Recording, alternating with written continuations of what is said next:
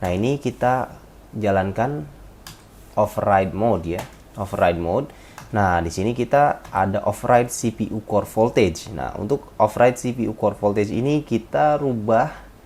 Nah, ini amannya untuk CPU Ryzen itu biasanya sehari-hari untuk amannya itu adalah di sekitar 1,35 volt ya.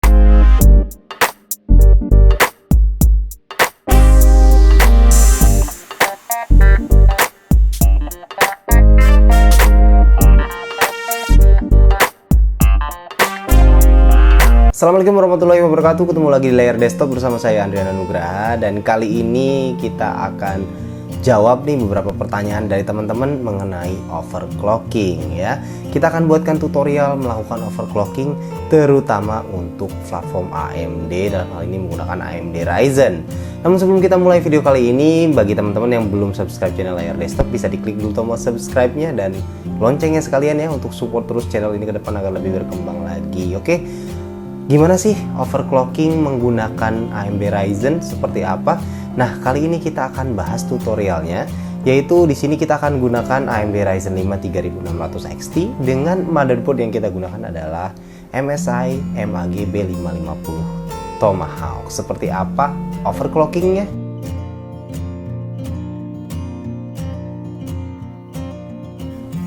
Oke teman-teman, langsung aja kita mulai tutorial overclocking kali ini. Kita pertama jalankan dulu kondisi default ya. Kita buka dulu HW info, kita lihat kondisinya seperti apa. Pertama CPU maupun RAM kita jalankan kondisi default ya, nggak di overclock. Kondisi defaultnya di sini teman-teman bisa lihat. Kita zoom sedikit ya.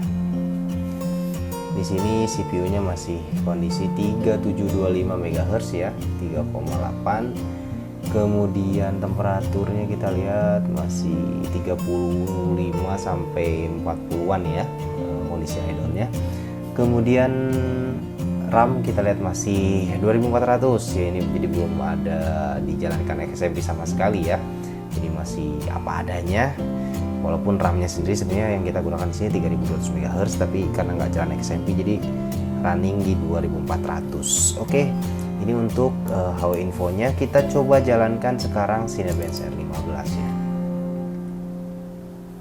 Ya, untuk Cinebench R15 ini adalah benchmark yang kita gunakan untuk melihat perbedaan nanti ketika kita lakukan overclock dan sebelum dilakukan overclock perbedaannya seberapa jauh ya. Kita langsung jalankan. Di sini kita jalankan multicore-nya aja ya, sambil kita monitor temperaturnya.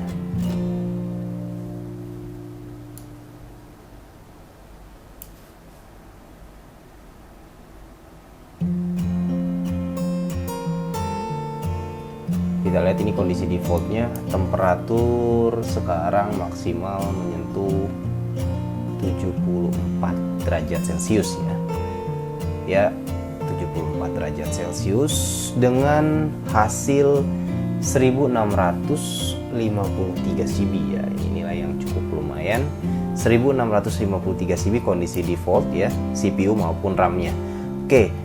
Dari sini kita close dulu dan kita coba masuk ke BIOS ya, yaitu dengan cara, bagi teman-teman yang belum tahu nih cara masuk BIOS, kalau posisi sudah masuk Windows seperti ini kita restart PC-nya. Tapi kalau misalnya kalian belum nyalakan PC-nya, tinggal nyalakan PC-nya, kita restart. Nah, kalau untuk PC rakitan seperti ini biasanya dengan menekan tombol Del ya, kalau untuk masuk ke BIOS untuk PC rakitan seperti ini. Nah, ini setelah posisi begini kita tekan tombol Del secara terus menerus sampai muncul tampilan BIOS ya.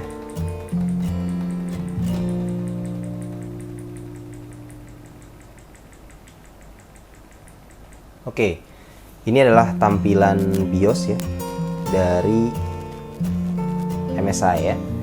Ini kita gunakan MSI B550 Tomahawk ya, BIOSnya seperti ini. Nah, kita lihat di sini CPU speed, di sini tulisannya ya 3,8 GHz dengan DDR speed 2400 MHz ya. Ini RAM-nya, speed RAM-nya 2400 MHz dan XMP yang belum jalan ya. Ya, oke, kita lihat di sini pakai Ryzen 5 3600 XT ya. Nah, untuk masuk ke overclocking untuk boardnya MSI ini cukup mudah teman-teman. Jadi teman-teman lihat di sini, di sini ada menu yang namanya OC ya. Di menu OC ini kalian enter atau kalian klik kalau pakai mouse. Nah, yang pertama yang harus kalian rubah itu adalah di sini yang paling atas OC Explore Mode ya. Di sini OC Explore Mode ini kan kondisi defaultnya ini normal ya. Nah, kita jalankan atau kita rubah menjadi expert ya. Kita lanjut ke CPU rasio ya. Kita akan overclock CPU-nya. Nah, di CPU rasio ini kan defaultnya adalah auto. Nah, kalian ketik angka sesuai dengan target dari berapa clock speed yang kalian inginkan. Misalnya di sini kan jalan di 3800 MHz. Nah, ini kita buat misalnya yang pertama kita jalankan di 44 ya. Jadi 4400 MHz. Jadi 44 dikali 100 ya. Jadi sama dengan 4400. Nah, yang berikutnya yang kita rubah apa? Tadi ini kan CPU ini yang kita rubah. Nah, berikutnya di bawah ini ada XMP. Ada dua opsi sebenarnya untuk boardnya MSI. Ada jalankan AXMP. Di sini ada dua opsi ya. Ada mode 1 dan mode 2 ya. XMP ini sebenarnya adalah menjalankan RAM kita itu sesuai dengan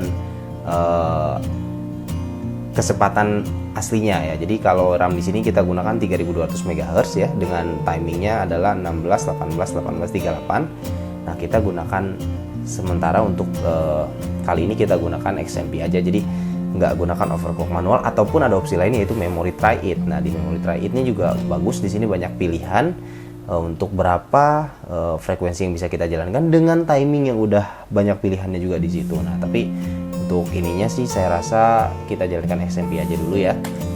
Nah, XMP di sini kita tinggal pilih mode 1 atau mode 2 ya. Di sini misalnya contoh saya ambil mode 2 ya. Kemudian karena ini XMP-nya yang jalan, jadi kita nggak usah merubah yang lain ya. Jadi memory try it kita disable aja. Advanced DRAM configuration juga kita nggak usah rubah ya. Di situ ini adalah advanced DRAM configuration ini untuk merubah timing ya dari RAM-nya.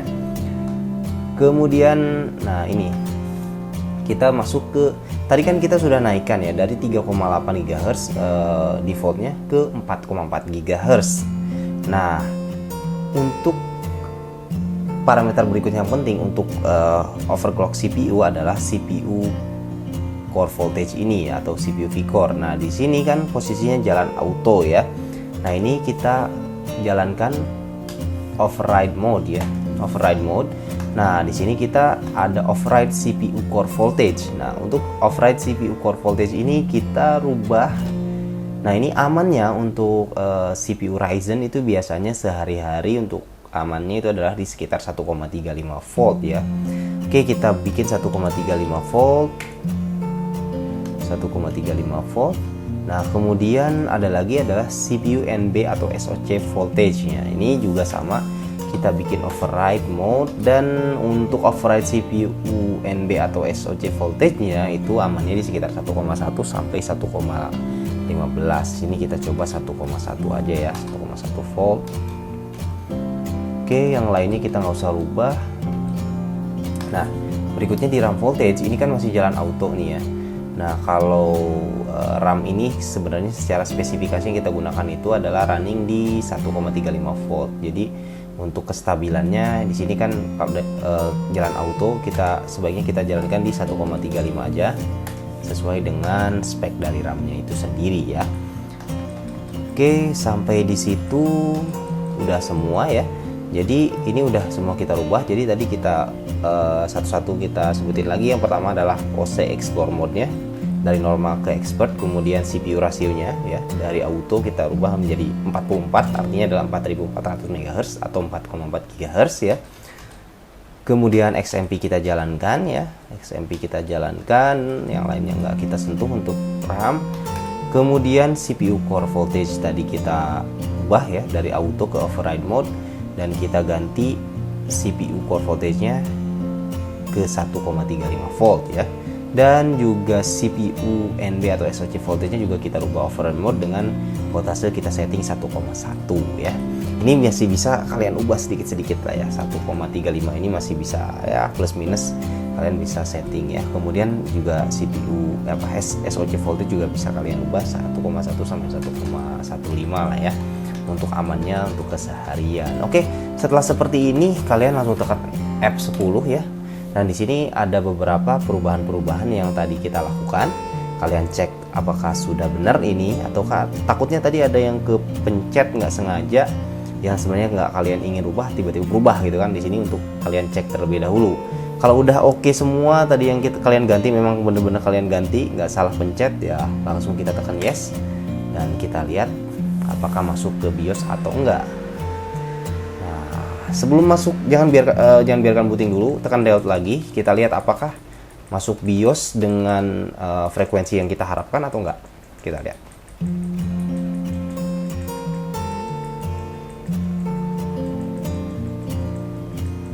Oke, kita lihat bisa masuk BIOS ya. Teman-teman lihat di sini ada CPU speednya menjadi 4,4 GHz dengan DDR speed di 3200 MHz ya. Jadi RAM-nya udah 3200 MHz sesuai speknya, dan CPU-nya udah kita overclock ke 4,4 GHz all core ya. Kalau udah seperti ini, langsung aja kalian tekan lagi F10 ataupun tekan escape, nggak apa-apa ya, karena ini nggak ada perubahan apa-apa. Tekan yes dan kita biarkan booting.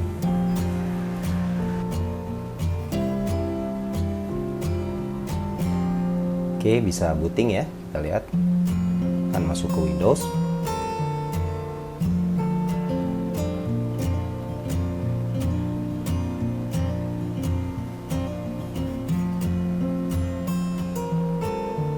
Ya, kita lihat bisa masuk ke Windows. Dan kalau seperti ini, seperti halnya tadi ketika jalan default, sekarang kita buka lagi HW Info ya, untuk lihat apa ada perubahan dibanding yang tadi.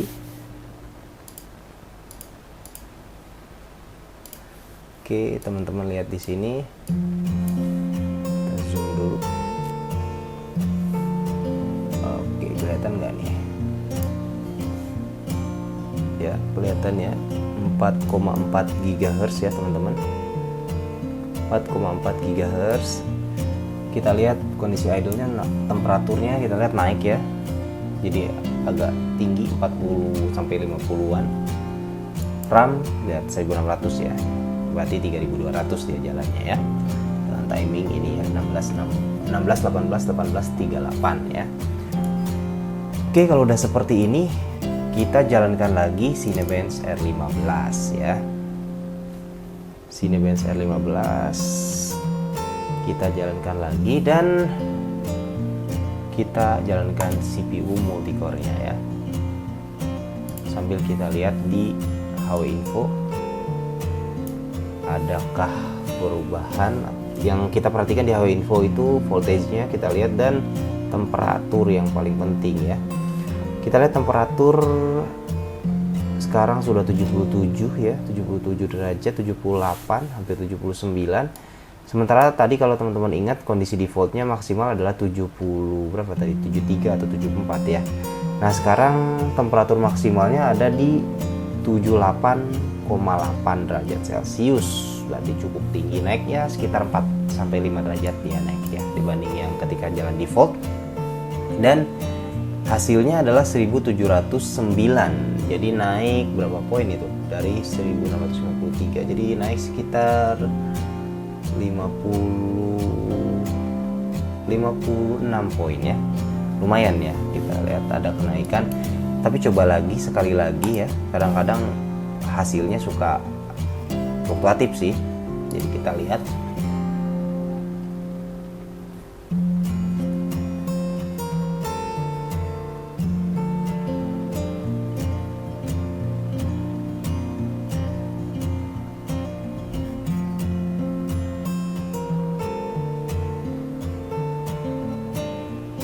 Ya, naik ya, 1731 ya. Jadi naik 1731 dikurangi 1653, naik 78 poin atau naik sekitar 4,7% ya, atau hampir 5% kenaikannya dari overclocking dari 3,8 GHz default ke 4,4 GHz ya. Oke, nah ini kita sudah sampai di 4,4. Kita coba overclock lagi ke 4,5 GHz all core ya. Kita restart lagi PC-nya.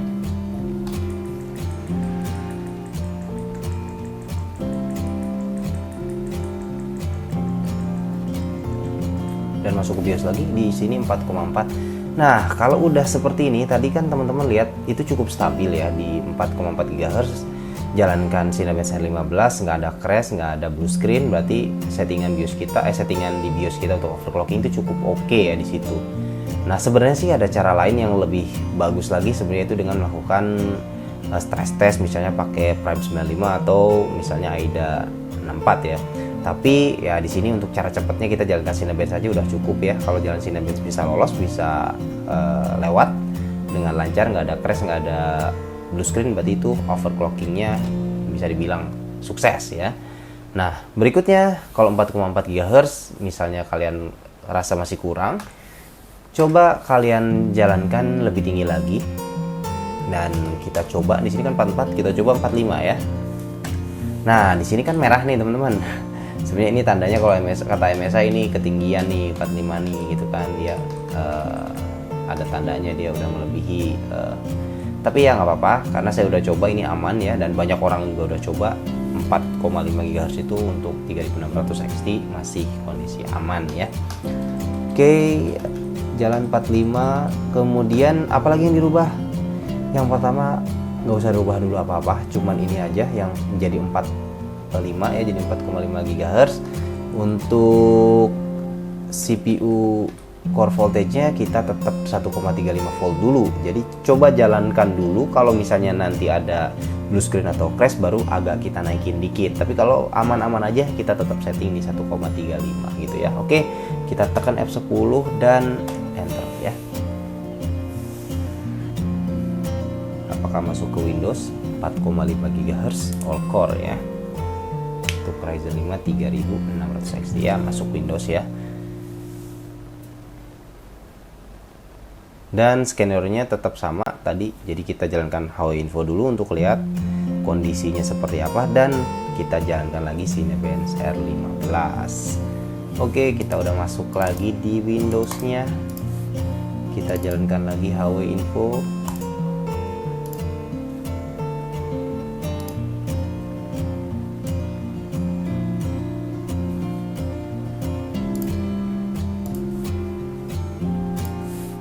Oke, teman-teman lihat di sini ya, 4,5 ya teman-teman. Kita lihat 4,5 GHz dengan 1,35. Nah, temperatur sih untuk idle nggak ada jauh beda dengan ketika kondisi 4,4 GHz tadi ya. Oke, langsung kita coba jalankan Cinebench R15 lagi. Cinebench R15, jalankan multicore-nya lagi ya, sambil kita monitor di Huawei Info-nya.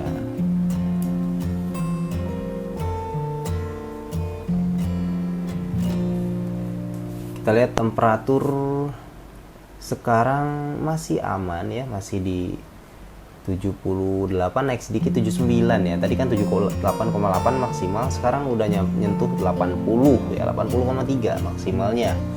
Dengan hasilnya adalah untuk multicore-nya 1767. Ini tinggi banget ya. Lumayan tinggi nih, 1767. 1767 kurangi tadi 1653 ya kondisi awal defaultnya. Berarti naik sekitar 114 poin atau sekitar 6,9% ya kenaikannya dari kondisi default ke overclock 4,5 GHz all core dengan temperatur yang teman-teman bisa lihat di sini. Ya, saya tunjukin ya. Maksimum temperatur ya.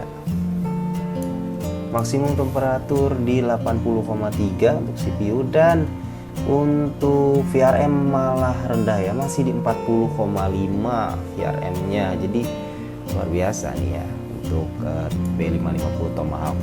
Oke, ini aja sampai di sini 4,5 GHz all core ya. Jadi kita udah overclock kali ini Ryzen 5 3600 XT dari defaultnya di 3,8 GHz ya, naik ke 4,5 GHz all core dengan kenaikan sekitar 6,9% ya untuk multi-core performance-nya.